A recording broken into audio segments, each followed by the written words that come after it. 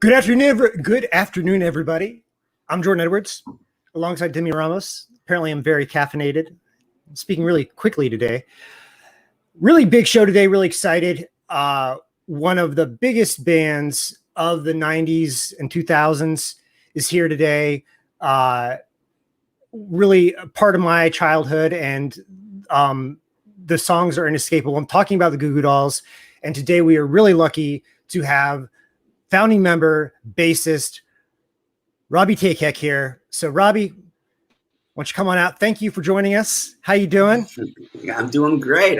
Thanks. Love the hair. I appreciate that. I've been in quarantine a long time, and so I wasn't dyeing it for a long time. And to be honest with you, it kind of turned a nice shade of white, and I knew white would take color nice. So you go for that kind of like Edgar Winter look, Robby, you're here. You guys, the Goo Goo Dolls, have a new Rarities album out, compiling live versions and rare studio recordings from there's the album cover right there. Really cool album cover. It's interesting to me how these things come together. How did you go about, you and John, putting together this collection? You have 35 years of recordings to choose from. So how did you put this together? This is kind of one of those things that kind of came together sort of outside of John and I, quite honestly. My manager was sort of moving some stuff around, and he found this huge box of DAT tapes. I don't know if you remember DAT tapes or not, but he found this huge box. Yeah, he found a huge box of DAT tapes in his office, and he had been looking at them for years, but nobody really has DAT players anymore. So John bought him a DAT player, and Pat just started going through listening to stuff, and he called us at one point and said, "Wow, there's actually some fun stuff here," and so we took his advice actually as to what to put on the record. And a lot of it's stuff that we had never heard before, quite honestly. It just ended up in his office somehow and sat there for a decade or so. So there were some nice surprises there for us too. Now, you guys made your name, your biggest hits sounded a certain way, but the band had a very different sound at the beginning. And you get some of this, one of the early tracks on, we got the track list for it. And by the way, it comes out tomorrow on June 25th. That's not forget that, that it comes out tomorrow. And you have a track on here, Hit or Miss, which is I would almost describe it as Dead Kennedys meets Motley Crue, is kind of with the way I kind of think of your early like harder punk sound. So when you listen to those early recordings from the 80s, how does it feel? What do you think?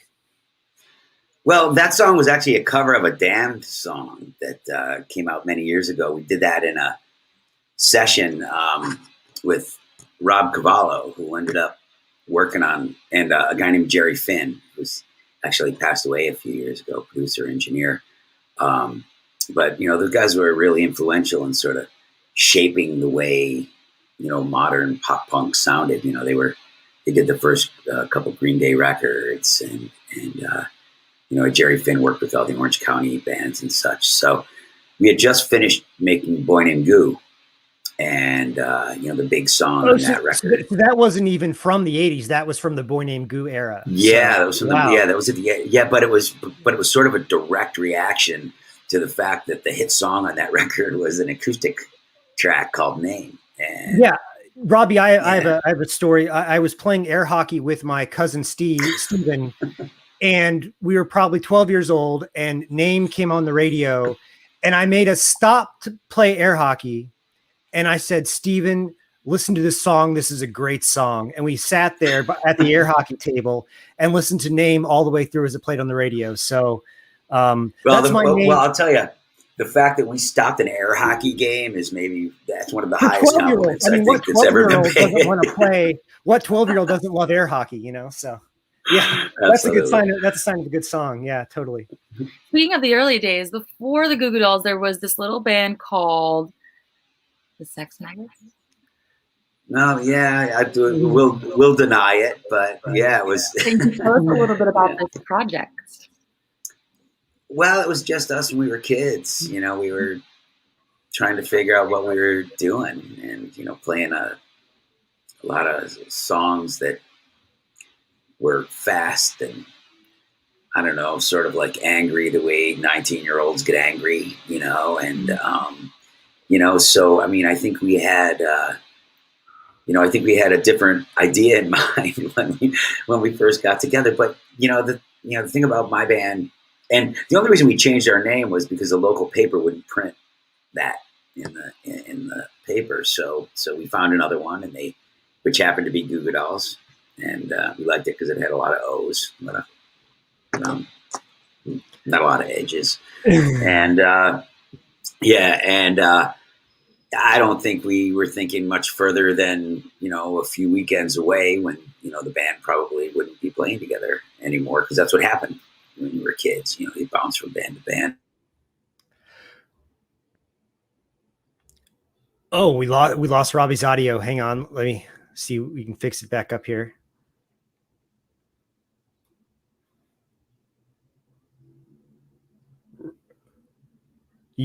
Robbie, can you... Oh, Robbie got stuck. Okay.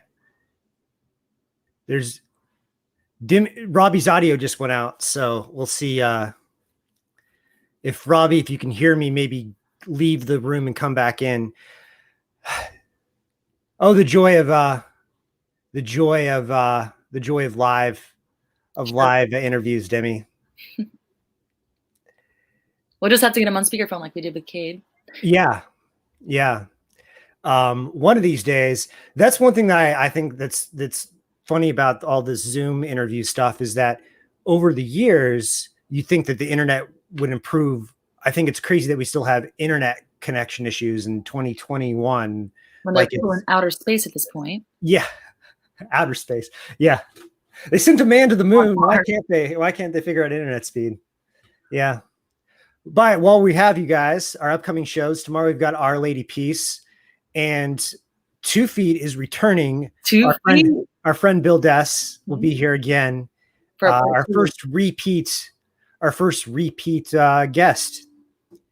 Why? So and Demi, just some behind the scenes here. Bill he's the one who requested to be on again. So does he have new music? Can you give us a preview of the 2 Feet show? Well, yes, he does have new music coming out. 2 Feet is blowing up. Let's just put it out there. And it's this sound of electric guitars meets 808s. People are ready for it. Hello, Robbie. Hey, Robbie. Back. Oh, I'm back. Can you hear me? You're here, and you had some feedback going on earlier, and the feedback's gone. So okay, yes. That's perfect. Well, so we're back now. You found the headphones on. And you got the cool studio monitors on. So you look like a real musician there with the headphones. All I heard was it popped back on, and I heard, and 808s beat electric guitars. Yeah. Well, we were previewing next week. We did a preview for next week's show, the band that's on next week. So very nice. That's what we were doing. So we were talking about all the. I just had given you our story about. Oh wow, we froze again. Okay. Yeah. All right. We're gonna stick with it though, guys. We're gonna stick with it. What's your favorite Goo Goo Dolls song? That's what I wanted to talk about. And if Robbie comes back on, I'm back. All right, and we're back. And Demi just asked me my favorite Goo Goo Dolls song while we were waiting, and I was about to answer. My favorite Goo Goo Dolls song is Black Balloon, and there is a live version of Black Balloon on here. I think it's from the AOL sessions, which was a whole different thing. I actually kind of loved the AOL sessions when I was a kid. Because there really wasn't a lot like that. Now there's tons of, every blog has their own session, acoustic, whatever kind of thing, but that didn't happen. And the version of Black Balloon that's on this Rarities album has a lot of piano in it, which is kind of cool. Yeah. Like the more acoustic versions that we did kind of featured that a lot. The funny thing about AOL was AOL and Warner Brothers kind of had a relationship, in that I believe AOL owned them, I believe, for a while. So we were sort of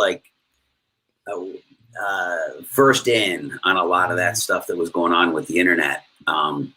You know, and I And it remember kind of coincided with your surge with the Goo Goo Dolls. Yeah, absolutely. And you know, there's a whole nother side of that, you know, like you know, with fans being able to get together and such, but that's kind of another different thing. But you know, we were put in a lot of circumstances where we weren't quite sure about it. Like, you know, we get a call and say, hey, we want to give away your first single. And we were like, you know, hey, that's a great idea. Aside from the fact that, like, that's how we, like, you know, make money and stuff. Yeah, you know, and it was stuff that we didn't really understand at the time. But I guess looking back in retrospect, you know, the folks that were involved, you know, with putting that whole thing together kind of had a pretty decent idea of kind of where they were going with things. So, but yeah, you know, being in that kind of initial surge, you know, of the internet and such was kind of a big thing for us because, you know, at the time, I guess we were blogging. I don't think really we knew really that we were doing that. We were just sort of doing updates daily, you know, over the internet. And, you know, we had places where people could get together and talk. And, you know, now, you know, 20 some years later, you know, we're driving around and still seeing people who have, you know, gotten together and had relationships, you know, long-term relationships with people that, you know, they met, you know, through the group and stuff like that. And I think that was something that really didn't happen a lot, you know, before the internet came around. So it was kind of an exciting time to be coming out. Yeah, we interviewed Matt Pryor from the Get Up Kids earlier in the week. And he was talking about, they did a tour that was actually sponsored by Napster, which is kind of a strange thing. And so you were also, in addition to like having the internet at your disposal as you were making these hit singles, you also had to deal with the piracy thing, I guess. We were the headliners on the mp3.com tour. I don't know if you remember that. Yeah, that was like before Napster. That was right before Napster, I think. Yeah. We were like the headline band, you know, and you know, they kind of like moved us around from college campus to college campus, and like our show was great because there were college campuses, you know, but what it sort of started to dawn on people was they weren't sure how to make money because all people were doing was stealing music on their websites, you know. And so yeah, you know, it was interesting to, you know,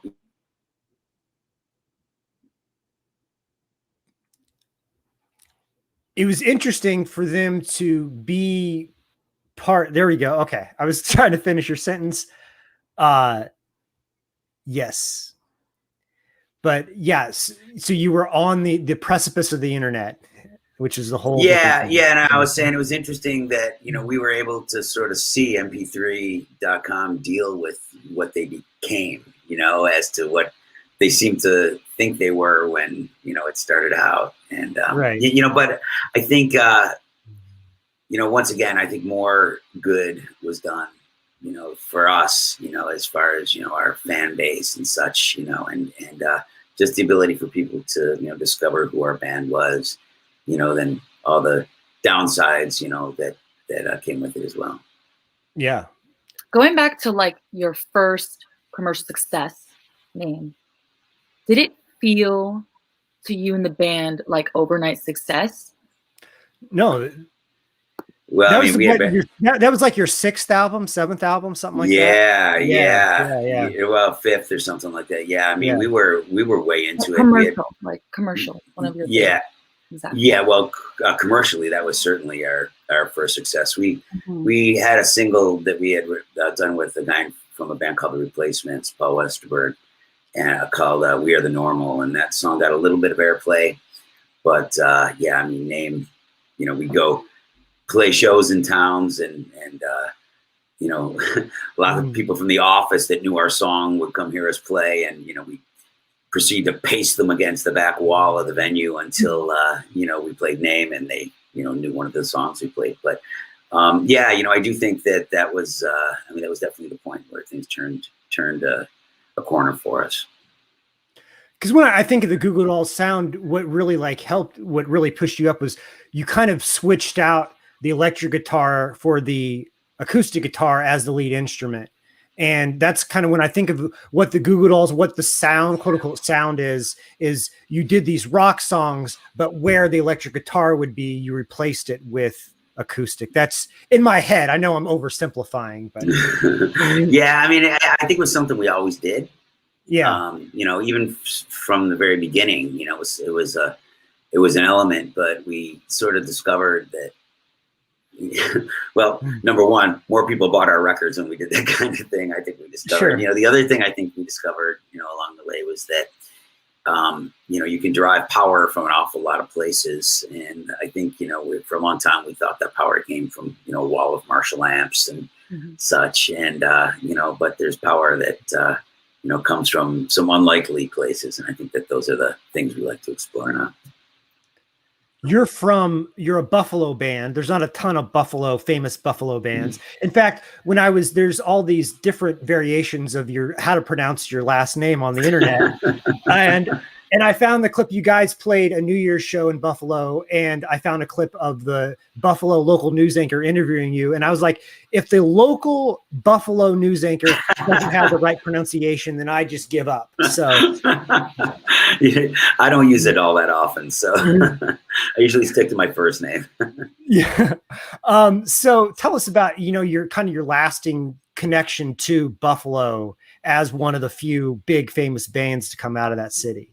Yeah, you know, it's funny. This region's actually produced a lot of groups over the years. You know, 10,000 Maniacs with James, Ani DeFranco, Every Time I Die, Cute Is What We Aim For, Aqueous. I mean, like there's Mo. Like, I mean, there's lots and lots of groups. You sound like me spouting Kansas City bands. I'm from Kansas City. And every time someone's like, who's from Kansas City? I'm like, listen, Paul Rudd from Kansas City. So yeah, I feel you.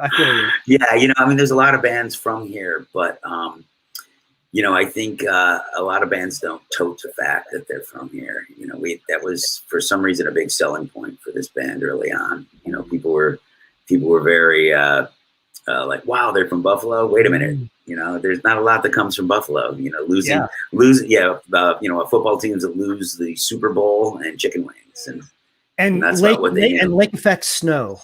Yeah, lots of that. Yeah. It's funny you guys have a version of "Take Me Out to the Ball Game" on your Rarities live, and you're laughing at so tell us why there's a version of "Take Me Out to the Ball Game" on your Rarities album. Because we got hired by Major League Baseball. It was us, Aretha Franklin. Gosh, I'm trying to think of who else it was. I can't remember, but like it might have been like Katie Lang or something like that. Like it was just this oddball group of people, and they had us come. And I remember we went to Electric Lady Studios in New York City, and we're in there like recording this cover of "Take Me Out to the Ball Game." And I remember going, God, this, you know, we were in John's apartment at the time here in Buffalo. And we're like, how are we going to make this cool? You know, it's very, very difficult. But you know, he kind of went minor on it, and we were like, oh, wait a minute, that's sort of weird, you know. And yeah, so yeah, we ended up doing a video. They shut down a stadium somewhere, and they had a bunch of ball players out there, and yeah, it was fun, man. It's an experience. We've done some crazy things. You was like a big baseball player or something, or maybe you would like, you know. No, we don't know much about sports. The guy from Guided by Voices was like a college pitcher and pitched a no-hitter. So you never know, you know, what kind of things people have going on. Yeah, no, John and I played guitars, drank beer, chase girls around. That's it. You guys are working on your 13th studio album now. I guess the Rarities album is kind of like the holdover. People like to put out live albums and stuff as kind of appetizers between albums. So you're 13 albums in, what do you do that you have to have this fan base that you have to sing songs that the fan base will like, but you also don't want to sound stale. So after all these years, how do you approach a new album? I just think based on how we're going to be able to get an album out that time. I don't know. It's, you know, like this record we did a lot differently than the last 3 or 4. There were a lot of co-writes on the last few records. There were a lot of different producers. This time we went to a studio in Woodstock, New York, in an old church, and we just sat in there and recorded for 2.5 months and left with a dozen songs. We haven't done that in probably 20 years. So I think this record will be a little bit different from the last. But it's funny, we finished Miracle Pill. We went out and toured a few months, and you know, COVID hit, and you know, that was 1.5 years ago now. So it almost feels as though we never toured on that record. We canceled our summer tour, postponed it one more time till next year. So, you know, it's sort of feels like it, touring wise, you know, it sort of became a lost album or something like that. Being a band for so long, being a band for 20 years, how has it been to not just grow up with one another, but to see you guys transform into this legendary band? I don't know. I mean, I guess if you're doing it right, you're too busy to really think about that kind of stuff. Mm-hmm.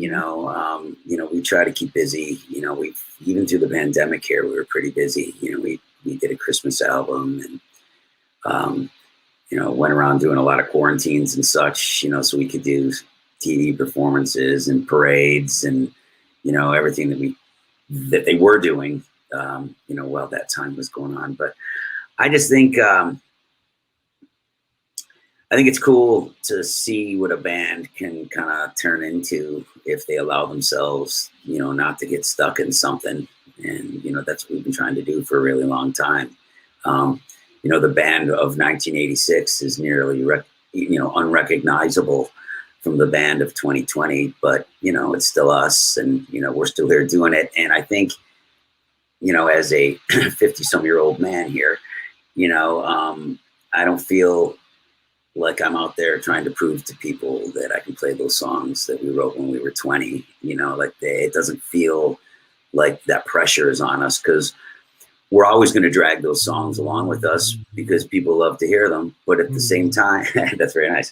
But at the same time, I think, you know, we were able to move on and you know, feel like that's a valuable part of our past, you know, and sort of like that learning process that allowed us to become a band that does what we do now, but perhaps a little bit differently than a lot of the bands that do the kind of thing we do.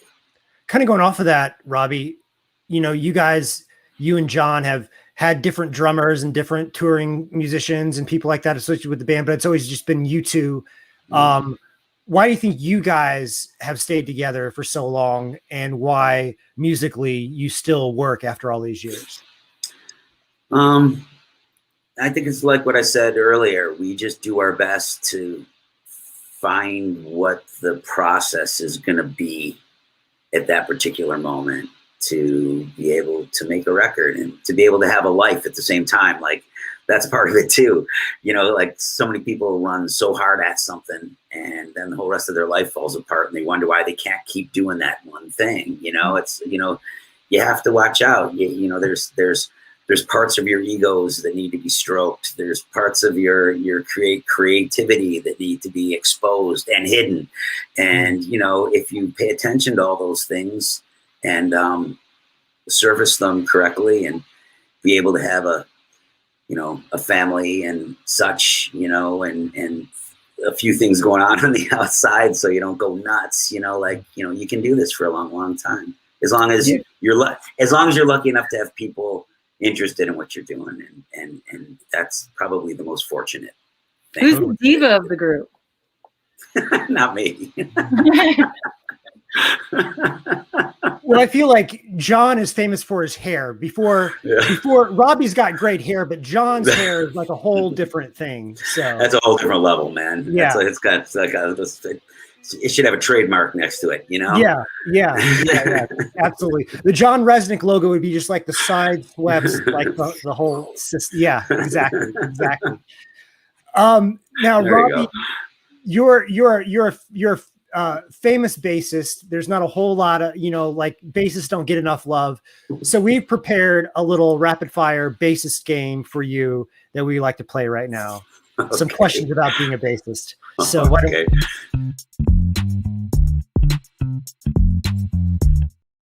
All right, Robby, all bass version of What's Your Deal, the game we play here on It's Real with Jordan and Demi. So first question, just go to the first thing that comes to your head. Just spout it out. What was the make and model of your first bass? It was a Kingston Fender Precision copy. And who's your favorite bassist of all time? Gene Simmons. Interesting answer. Didn't expect that. If you could play bass in any band, past or present, who would it be? Goo Goo Dolls. Oh, yeah, nice answer. Love that one. Yeah. All right. What's the first thing you look for when buying a new bass? Durability. That's a funny question because normally I would have just said I use one sort of bass. Like that's sort of how it's been for most of my life. I would find something I liked and I would stick with it. But just recently I've been playing a lot with old Hofner basses, and I've been playing with some hollow body K bass. I used a lot on this. So I think what I'm looking for now in a bass is probably a little bit different than I was for most of my life, but durability for a tour for sure. I have a ample supply of awesome Yamaha BB basses that I use. So. Nice. Good answer. Thanks for giving us a little insight into the bass player's mindset. I thought you were going to ask me about like locking locking the keys in the car and taking 4 hours to get the bass player out. Yeah, those kind of.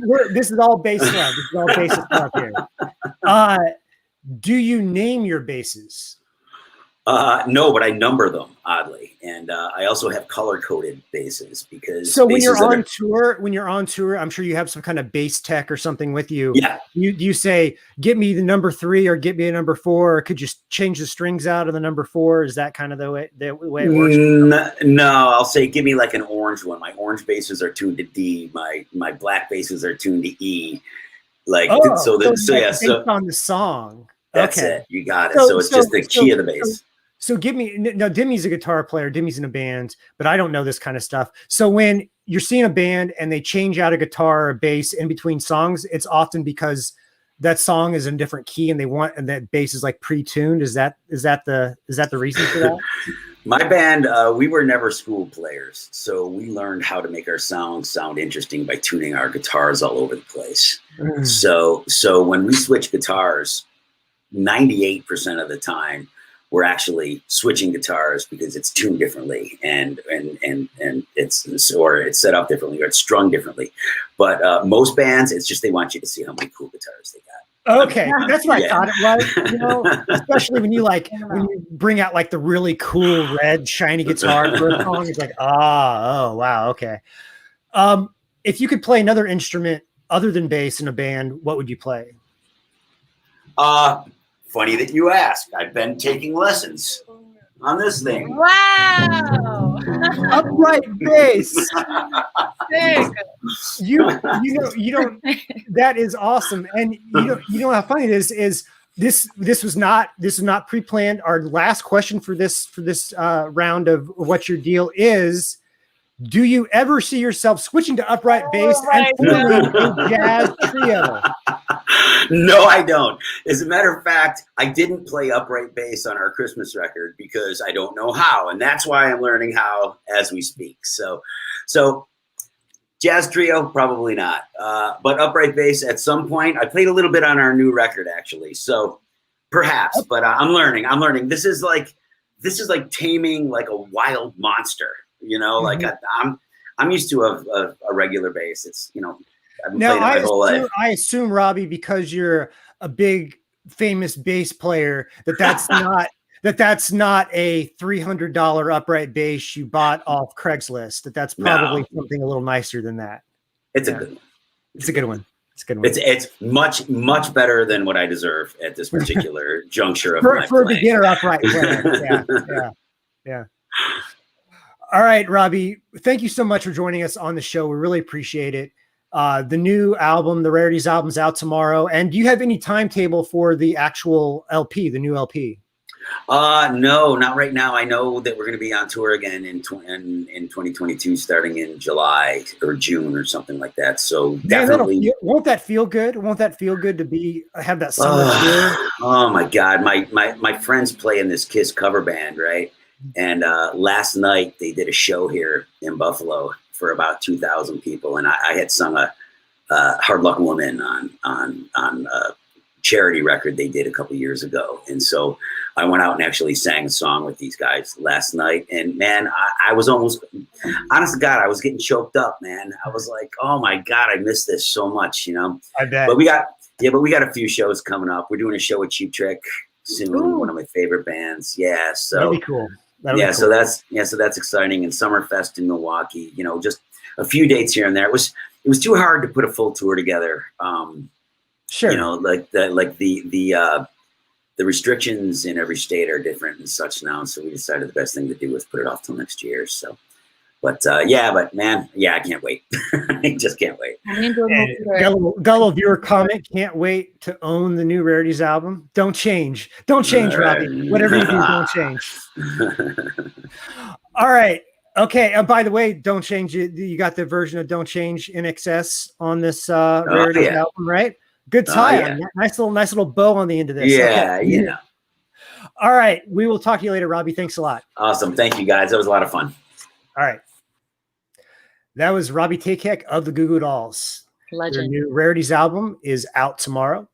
Demi, you know what? Before quarantine, I was doing food videos for Popdust. I was going to restaurants and interviewing chefs and having people prepare food and doing these really like Food Network style videos. And I really miss doing food content. So I thought, why not do a little food segment on our show? You know, I know some people who are good at developing recipes and they're good cooks and things like that. So I want to do it. So here's our friend, Catherine Bloom, is going to make us. Catherine, what's going on? Hello. Hi. Hello. How are you two? We are good. And Catherine is going to make us a smoothie today. Tell us about this smoothie you're going to make. Okay, yes. So this smoothie, it is a green smoothie for those of you who like to drink your calories, so to speak. And I know, you know, in the summertime, a lot of us we like to drink alcohol as well, right?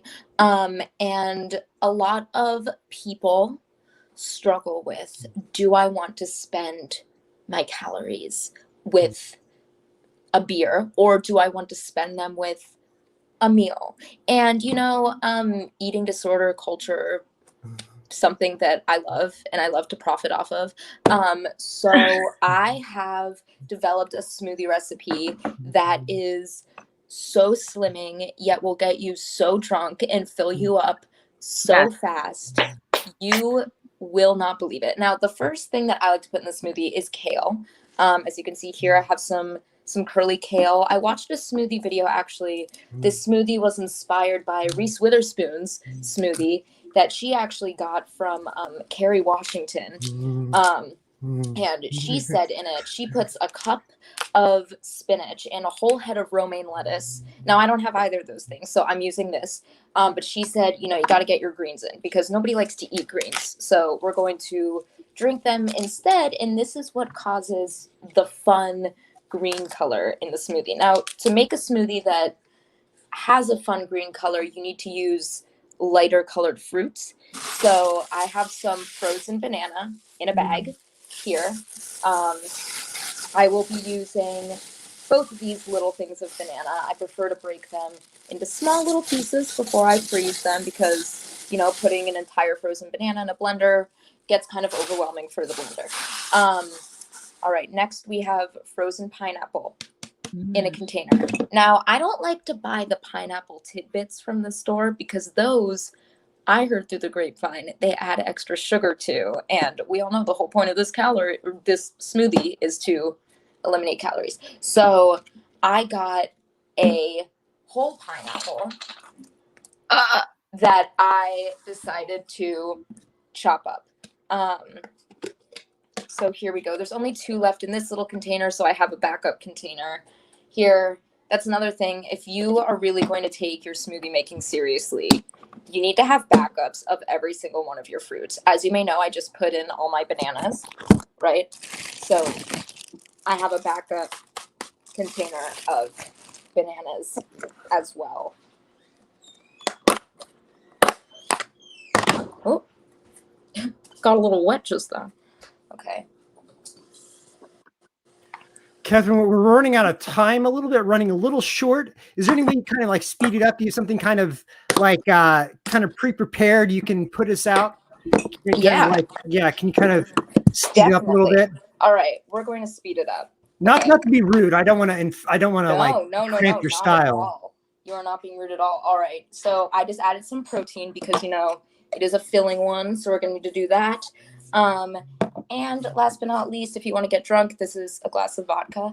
So we're just going to pour that in as our liquid. Now, my outlet is a little bit finicky, so we're going to move the smoothie thing over to the coffee table.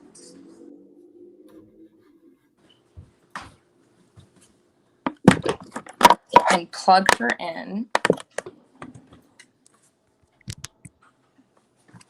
All right, I can see it, and we got a great view. Great smoothie cam. Amazing. Okay. Is it plugged in? It is plugged in. Okay. And now we're going to press go, so it's going to blend.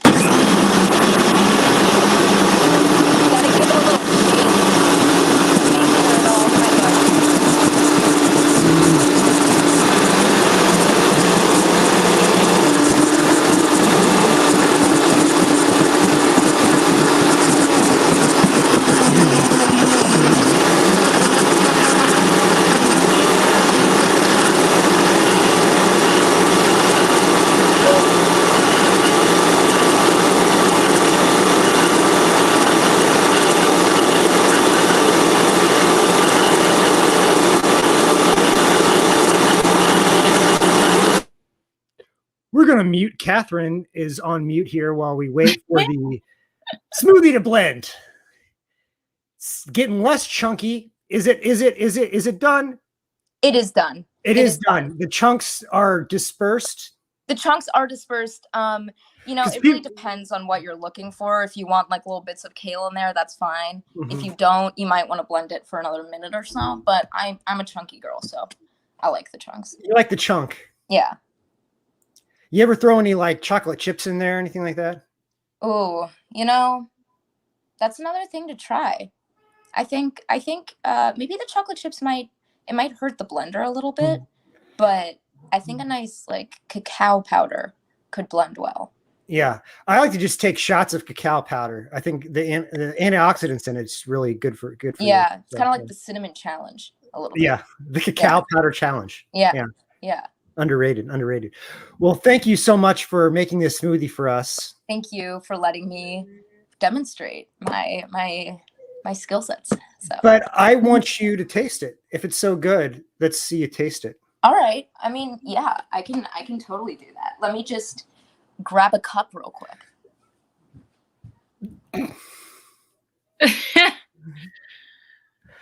Demi, what would be in your ideal smoothie?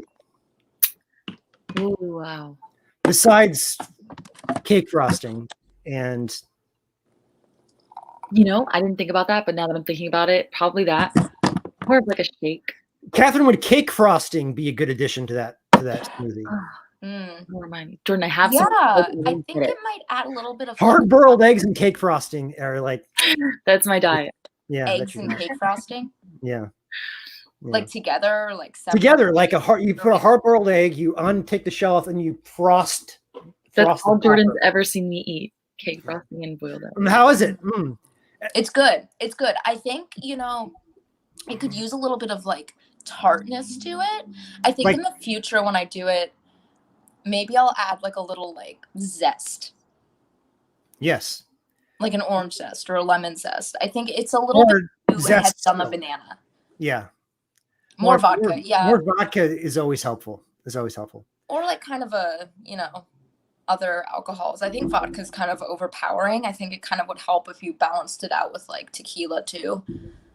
Yeah.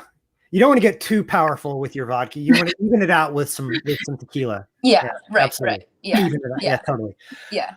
All right, Catherine, thank you so much for sharing your. I'm sure this is like an old passed down family recipe, right? Like was this like your grandmother's smoothie recipe? Yeah. So my grandma, actually, who has, you know, a lot of old ties back to the old country in Ukraine, back in the Jewish neighborhood where my family lived. This is actually what they would live off of back then. So it's actually crazy. This goes way back to the pogroms and was brought over to Ellis Island. So it's funny that this recipe was brought over by both the Pilgrims and by Jewish immigrants from the Ukraine, like separately, independently. Yeah. Wow. Yeah. Well, they actually didn't have blenders back then. It was more of a, you know how they make wine by stomping on grapes? Yeah, they just stomp it up. Yeah. They kind of stomped it up. So a lot of it, what had to do with their hands, you would tear the kale, kind of like I did.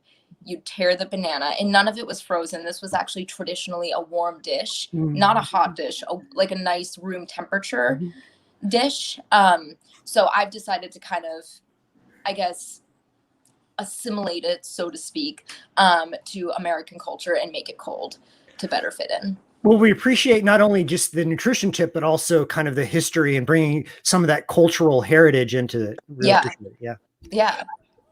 All right, Catherine, thank you so much. We will maybe have you on another time. You can make something else. Thank you. Thank you for letting me share my story. All right. We'll see you later. That was Catherine Bloom and her amazing smoothie recipe. And so that ends the show today. Demi, we have another show tomorrow. Our Lady Peace, which is really cool. One of my favorite, they had a really interesting voyage going from like alternative band to top 40 band. So we'll talk about that. And they have a new single out tomorrow. That's why we're interviewing them tomorrow, is they have a new single out. So that's really cool. So until tomorrow, we will see you later. Follow us. You can check out all our episodes on Spotify and iHeartRadio and Apple Podcasts, anywhere else you get your podcast. And follow me on Instagram and Demi on Instagram. Demi, anything else for the people you want to say before we leave? We love you. We love you. All right. We'll talk to you later, guys.